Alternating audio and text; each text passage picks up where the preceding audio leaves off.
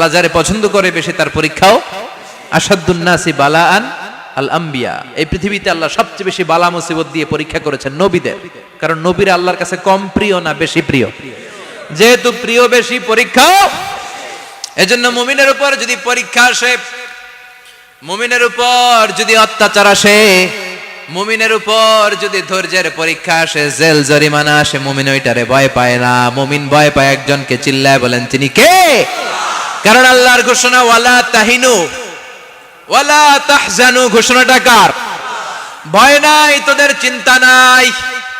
আনতুমুল আ'লাউনা in কুনতুম মুমিনিন, তোমরাই বিজয়ী হবা যদি মুমিন হও, যদি মুমিন হও।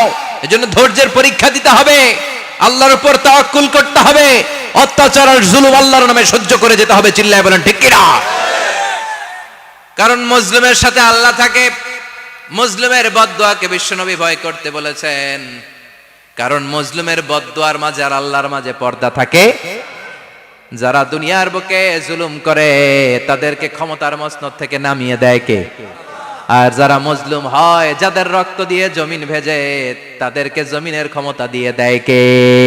আর যারা রক্ত ঝরায়, ইতিহাস বলে তারা শেষ পর্যন্ত প্রাণ আর জান নিয়ে পালাবার জায়গাটা পায় না। চিল্লায় বলেন ঠিক কি না?